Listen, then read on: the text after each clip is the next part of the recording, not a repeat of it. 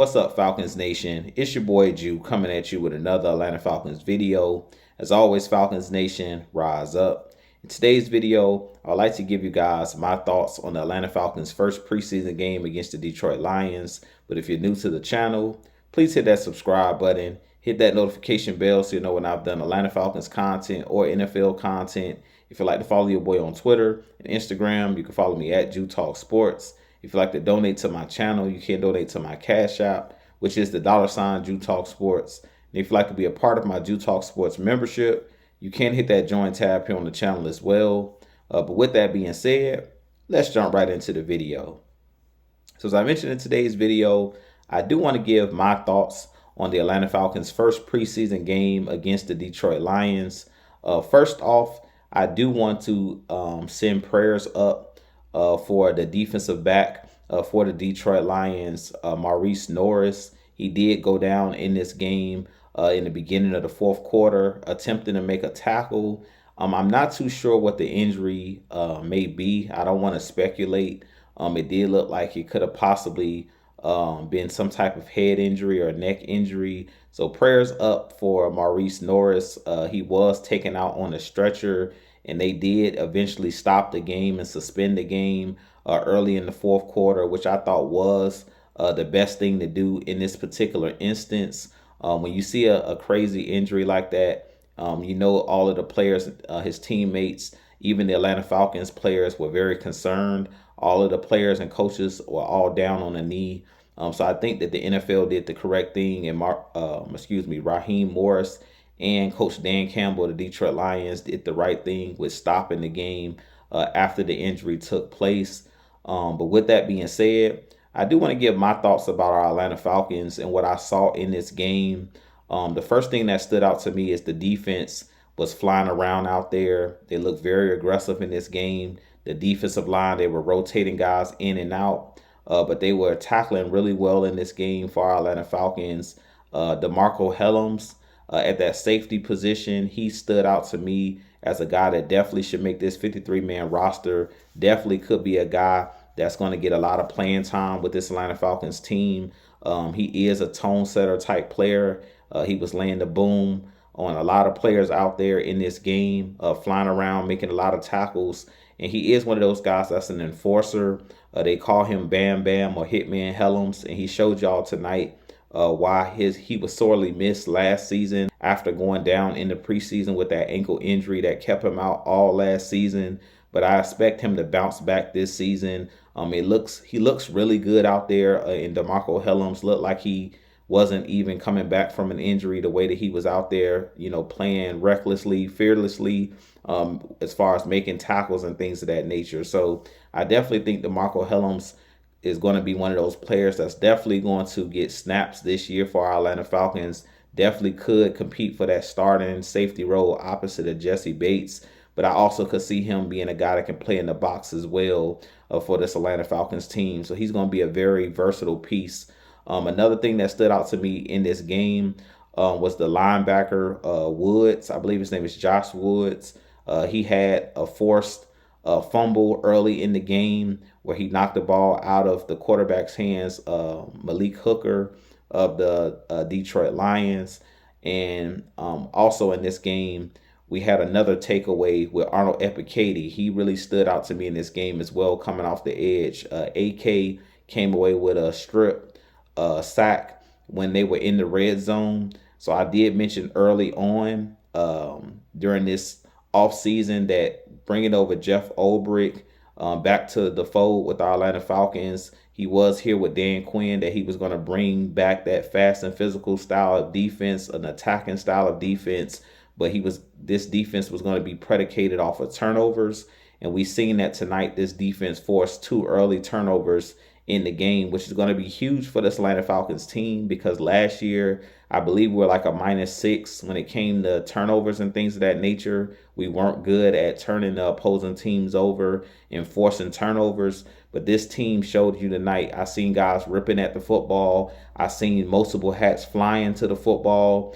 So you could tell this Atlanta Falcons defense is a lot more athletic, with them bringing in guys like James Pierce Jr., bringing over Jalen Walker out of the University of Georgia. Those guys got their first playing time tonight. Neither guy came away with a sack, but I did see those guys as well working on their pass rush moves and getting pressure at times.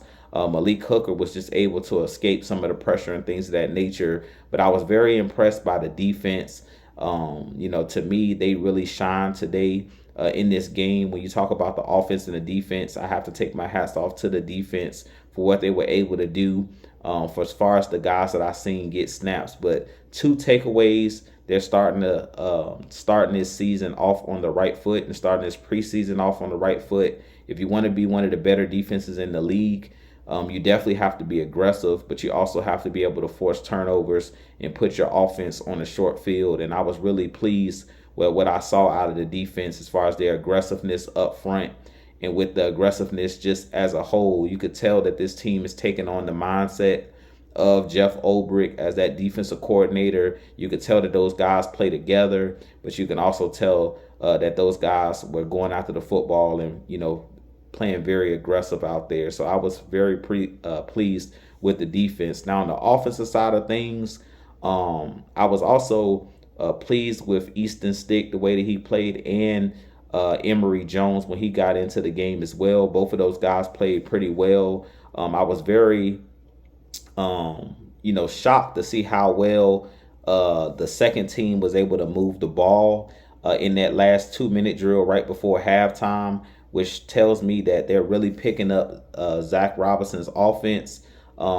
Chris Blair at that wide receiver spot, he was really, really good, especially in that 2-minute drive with him coming up with 2 key catches, one down the sideline and then another one for a touchdown. He was one of those guys that was instrumental in that drive.